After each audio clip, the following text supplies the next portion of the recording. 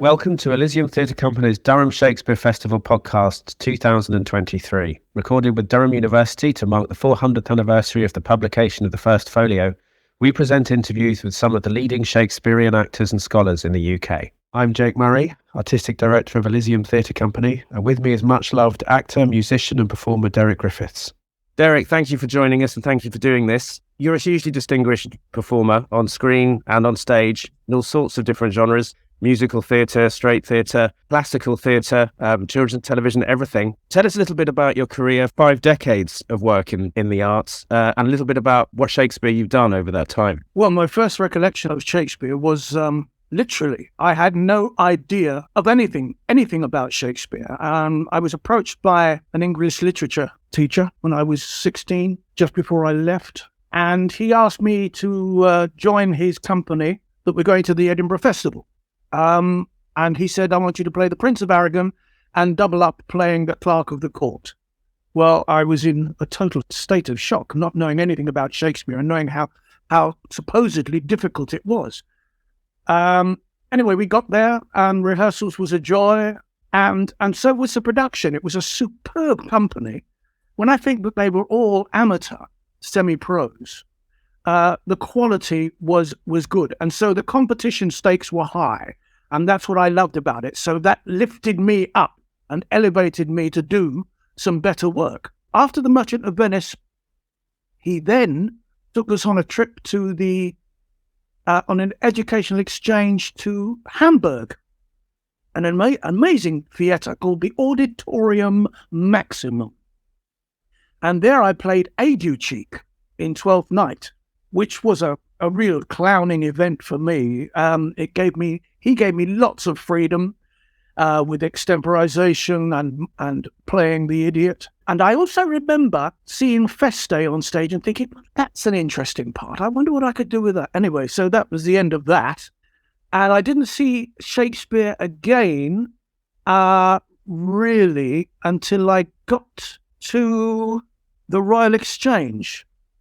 And I was given Feste, the part of Feste, and I was talking it over with the designer, and there is the alter ego of Feste, Quinapolus, and we decided to have a puppet on my wrist, and so that I could use him as a threat to anybody else, especially Malvolio, and I could refer to him between him and myself. So it was a long introduction. And a tremendous learning curve, because to get to Feste, I had to find a link. The comedy I was okay with, the music I was okay with, being a musician, but I had to link the character of Feste to somebody that I recognized. And he wasn't just a clown. I wanted to see a darker side of him. And I worked with 2 famous comedians who, just watching them work with a team, because they were solo comedians, working with a team they were not comfortable with. So anybody else getting laughs or doing well, instantly there was them. And this was an anathema to everybody else, but it was a joy to me, because here I found Feste. The dark side of Feste was that he was always looking over his shoulder, because Olivia, who had inherited him from her father as the estate clown, all around him in other estates, young clowns were coming up who were quicker, more on the ball, and he feared for his demise. So Malvolio was a threat, Olivia was a threat, anybody else on the outside was a threat. So he feared everybody that came towards him, but he would bluff it with a huge persona and quick-witted remarks. So that gave me the part of Feste. He was a dark character, but he's also a very clever clown. He was a clever musician. He was a great singer. All of those things actually weave together a very colourful character. Yes, so it's interesting you say that, because I saw that production which you played, where you played Feste at the Royal Exchange. I think it was in the 80s. Was there a big gap between doing The Merchant of Venice and Feste? Yes, there was. There was a huge gap where I went in diverse ways of the theatre and the form of entertainment. But I couldn't wait when somebody said, would you like to do some Shakespeare? I jumped at it because I was then ready. and had a lot more experience at hand to give something more worthwhile than I had before. But that's really interesting because as I say, when I saw that production, I must have been 16, 17, 18 in Manchester. It's the Royal Exchange Theatre, which is the largest in the round space in the UK. And I still remember it. I'm now in my 50s. I still remember it. And your performance was the thing I remember most of all. It had Saskia Reeves in it as Viola, Tim McInerney as Orsino, and Gary Walthorne as the late Gary Walthorne as Malvolio. But what stood out for me, and I've seen the production many, many other times. I've seen it at university, I've seen it in regional theatres, I've seen it at the RSC several times, and I've never seen Feste work in the same way. And the reason I would give is what you've just described, is that what you seem to find in Feste was a centre to him, which I've never seen any other actor do. So he became the centre of it, and that thing you're describing about the way Feste changes who he is, and that everything that whether he sings the song of the choice of the song he chooses or the joke is geared to the person, but also to tell them something. Yes. When he talks about Orsino, about the god of melancholy with Orsino, he's telling him, you're being self-indulgent. I think your brother is in heaven, Olivia. It's there to try and pull her out of her mourning. And I think it's interesting what you said about the two comics that you talk about. People often talk about the link between comedy and depression. Yeah. Famously, Spike Milligan. And that's what you found with Feste. So instead of him being an outside, just a character who's tagged on, he felt like he was right in the middle. Yes. And it amazes me that must have been a good 20 years gap between playing the Prince of Morocco as a student. So did you feel that, had you watched a lot of Shakespeare in between? Had you watched other performers? Not a great deal, because there wasn't the time, because at that point I was at a kind of zenith and I was working all the time. Not only was I working in theatre, television and film, I was also a composer. So I was writing music all the time and recording. So there was very, very little time. I did go and see at the Vic in Bristol a production of Twelfth Night. In fact, I took some of my friends, and that was the only encounter I had, actually. That was to see Twelfth Night.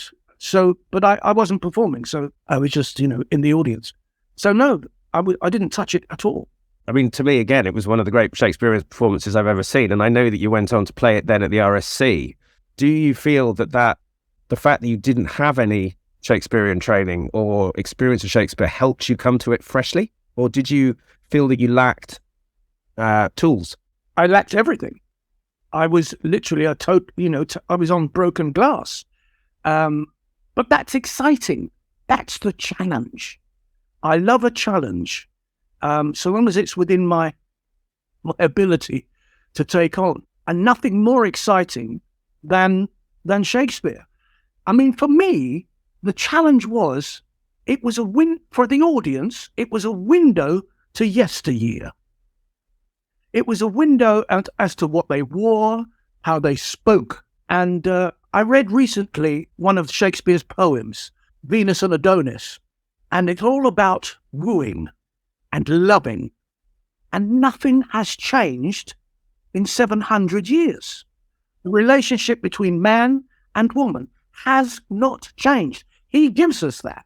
That is so valuable. Yeah. So valuable. It's a window into our history. It's invaluable. Because one of the fascinating things about Twelfth Night is the whole confusion of gender and identity and who you are. And although Feste doesn't feel very conflicted about that, almost everybody else in the play is. And again, as I say, that approach that you took where Feste was constantly wearing masks, presenting and performing, that was very clear when he was Feste and when he was performing. None of the other characters were aware of quite what Feste was all about. It feels to me that what you're saying is that bringing your experience as a performer to Feste was more valuable than knowing how to do iambic pentameter or knowing how to... And would you agree that there was a freshness to what you brought to it? Because you obviously brought your awareness of comedians, and we'll talk about the actor who originated that character in a second. Do you think it's a useful approach for actors to, as well as bringing their tools for Shakespeare, to bring real world experience to it? You're going to have the guts to rely on your instinct. It's to do your groundwork, to do a little research. And the only way I can really explain it is I had a classical training of the clarinet. I was in a very, very austere college. Any mention of jazz, pop, you were out. No question, you're out. Your term had finished. So that when I left the college, the severity of that training, it was like breaking loose. And I could play from my heart what I felt. And I felt that with Shakespeare. If you have your iambic pentameters and you have the rules that people set and the guidelines, forget them. Go with your gut instinct. And that's really how my Feste was born, to go with your gut instinct. Be true to what Shakespeare has written, but to go with your gut instinct. And that's the joy of performing. So long as the director is in agreement with you, and you're not breaking any hard, fast rules. I went with my gut instinct and I followed through. That said, Shakespeare's language is a challenge for a lot of performers. And how did you tackle that? Did you get support? Did you find it easy to use? I mean, most of Feste's in prose, I think. What I did was to do a lot of research. You've got to do your homework, like getting the Arden version and looking at certain things and antiquated terms that he uses that were the idiom of the day, find out how they were. And I have found that working in the theatre with the director, I would say the audience is going to be nonplussed by this. Can we just change the wording so that they understand where we're going?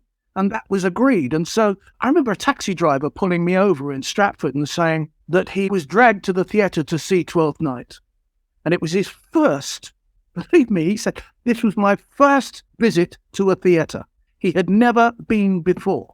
And he said, there was a moment in the play where you were kicked out of the house and Mariah puts your suitcase outside and I just stood there and said nothing for about 10 seconds. And then I start a cappella just singing, when that I was and a little tiny boy.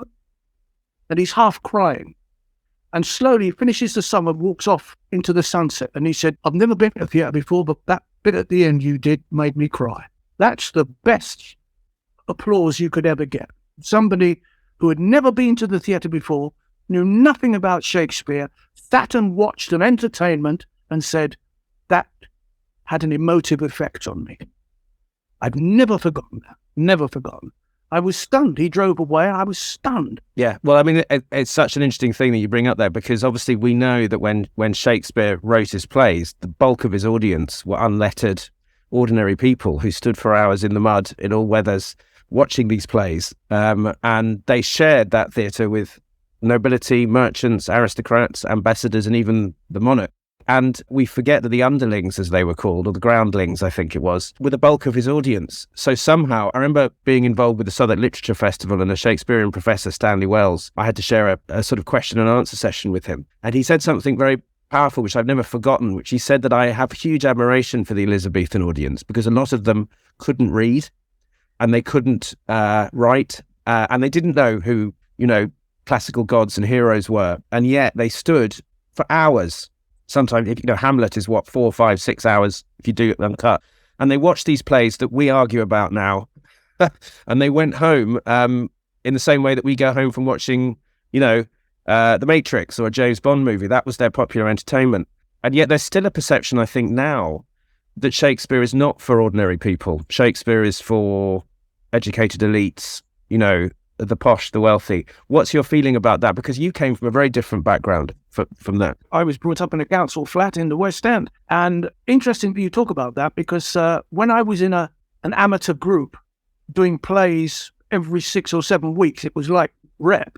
I remember getting on my motor scooter with a friend and we rode all the way from London up to Stratford on Avon. And we got there and we said, what play are we going to see? He said, it doesn't matter. It's about to start. You can see all the audience going in. Let's get off and we'll go in and buy a ticket and we're going to watch a bit of Shakespeare. And as we walked up to the grand entrance, there were people in tails, DJs, and we looked at ourselves in our parkers. We didn't even say anything. We just turned and got back on our scooters and drove back to London. It wasn't for us. It wasn't for... How sad was that? How sad. Tragic.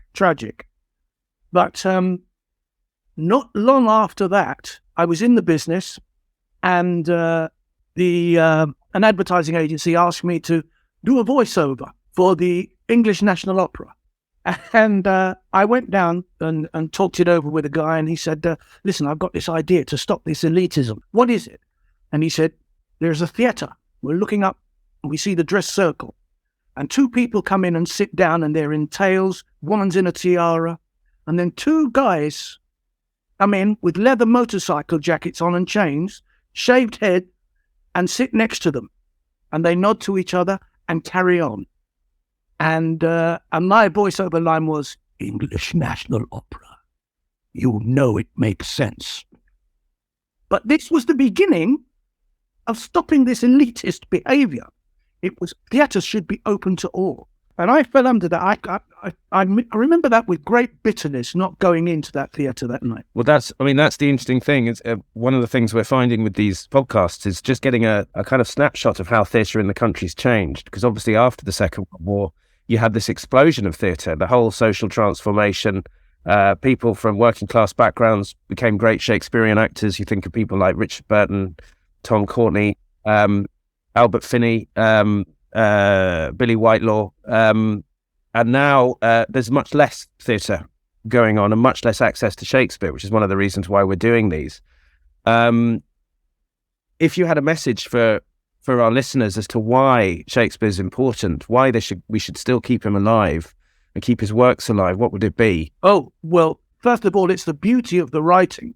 Once you read it again and read it for the third time, and something starts to happen. Also, as I said before, it's a window into our history. Brilliant to see how they live. I mean, who have we got? We've got Sam Pepys, who tells us what it was like to walk through London after the Great Fire. Valuable.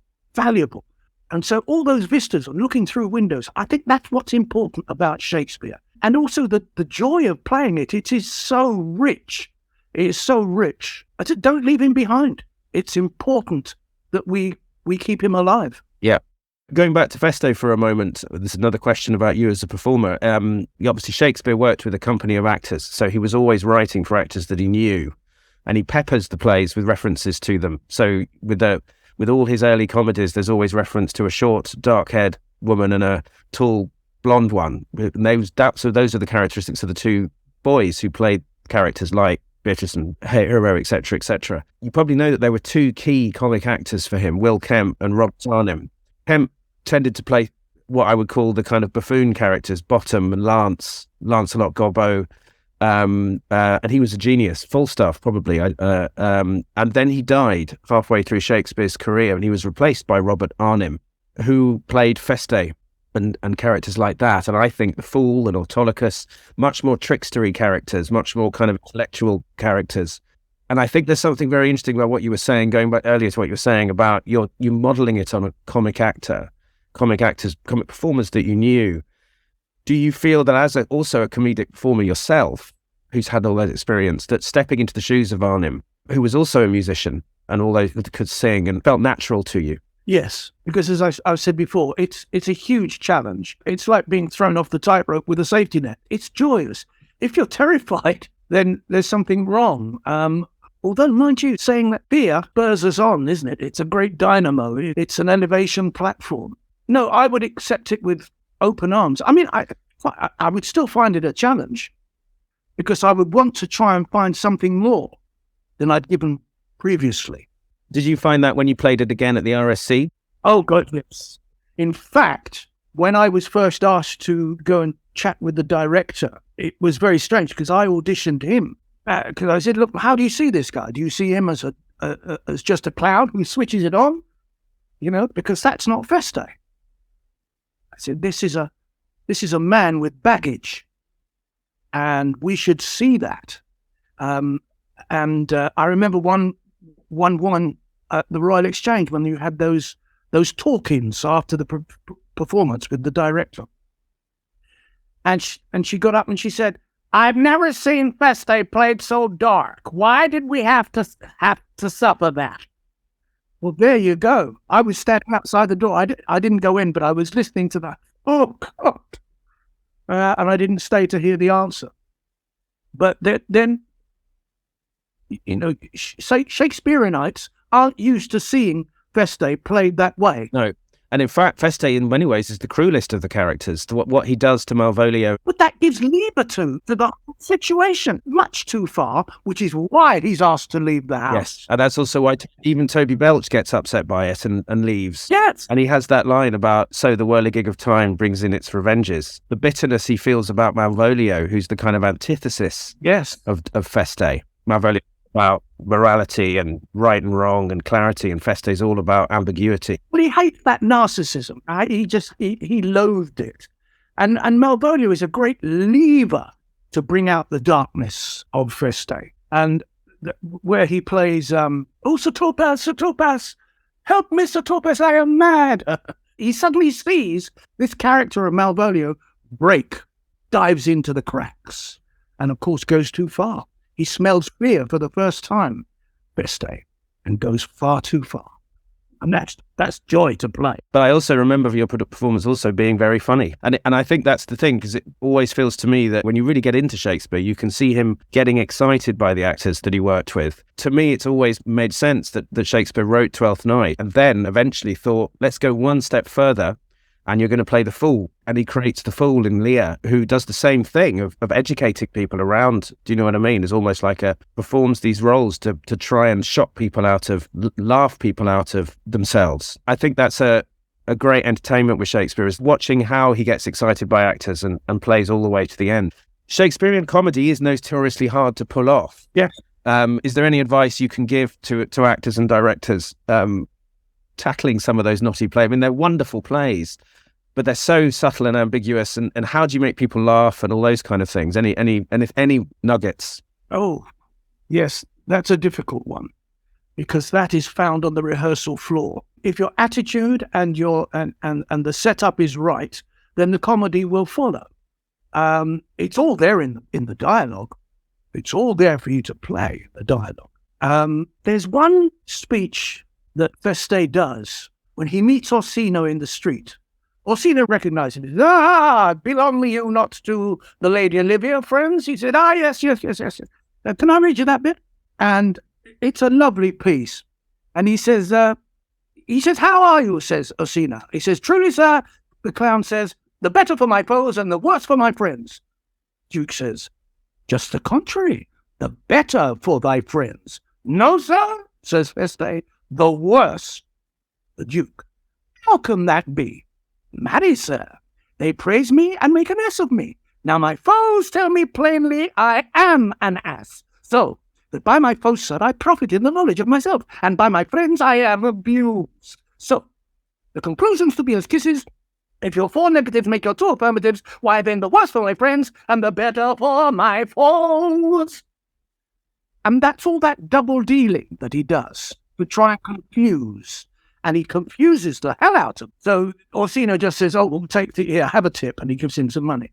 And then he cons him out of even more. But the brilliance of that, again, is he's telling Orsino, you need someone to be blunt with you. You need someone to actually tell you what a fool you're being. And that was the thing, wasn't it? Was that in those days, the jester was allowed to say stuff that no one else could say to a king or a duke or a ruler, because it was a joke. They would overstep the line. Yes, and I don't think that's changed now. I think what's so interesting is that our stand-up comics, we often go for wisdom. We go to them for wisdom, and they often tell truth to power. They often show us the paradoxes in our lives. I'm a big fan of someone like Bill Burr, who can say shocking things and then gradually takes you through. He starts with something shocking, and by the end of it, you recognise that he doesn't mean that at all. He means something else.